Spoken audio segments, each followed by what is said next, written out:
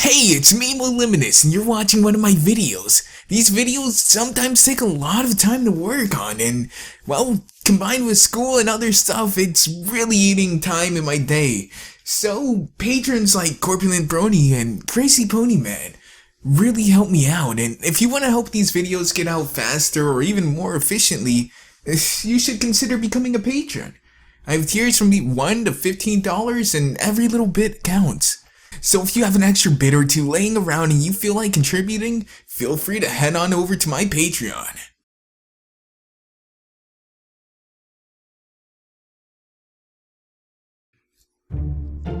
What's up, my loyal theorists? So, wait a second, that's not my show. I keep forgetting that. One day, MatPat, one day will be one and the same.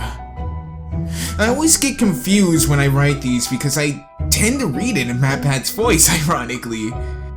It's not like a creepy fanfiction or anything. It's just the topics I cover when it comes to a lot of these characters are reminiscent of game theory ideology. In my last video dealing with Celestia, pretty much called her a dictator and said that kitty marts were a form of manipulation of the population. But this one really takes the cake. Celestia is actually a zombie. Too spooky 5 me. Okay, well, she's not really a zombie per se. She's both alive and dead all at once. A constant state of near life. But I'm getting a little ahead of myself. Celestia is the god figure of the MLP universe.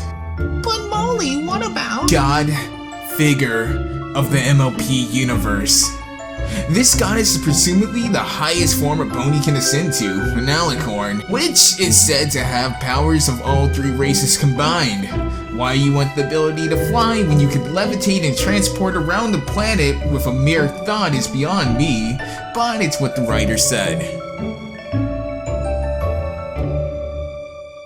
Anyway, Celestia is a master of the magical arts, displaying high levels of power controlling not one, but all major heavenly bodies in Equestria.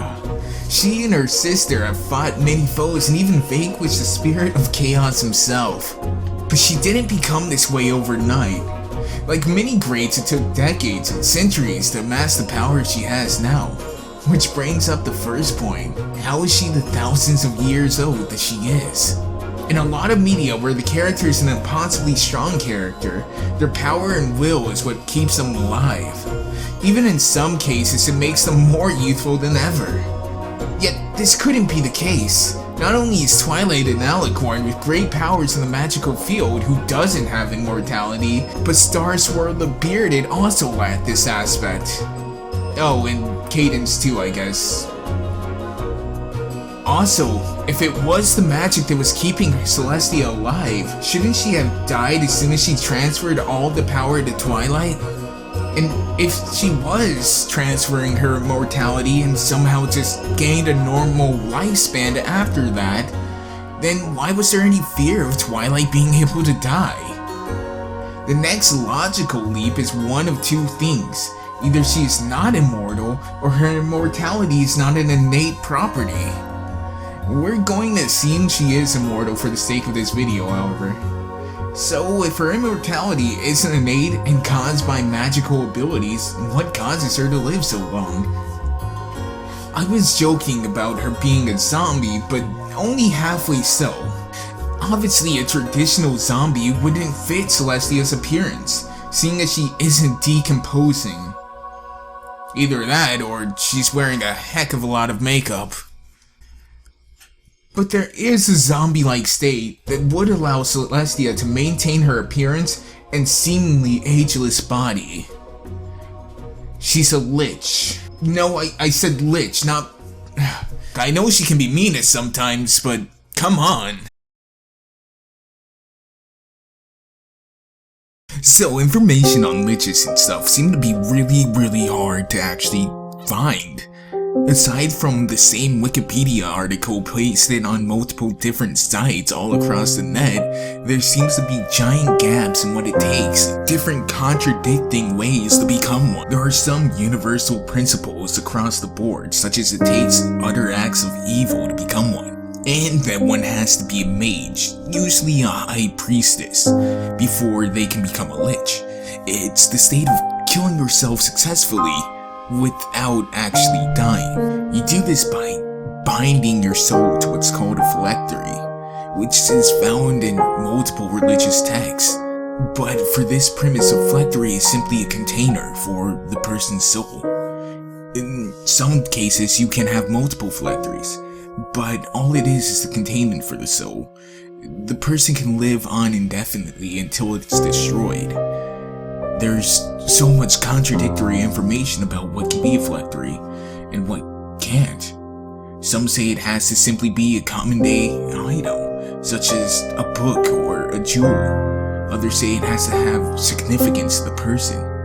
And then another source says that it simply can't be anything of a mystical object. But I'm all in favor for it being the sun. I mean, when else would you trust with her life when you're the sun goddess?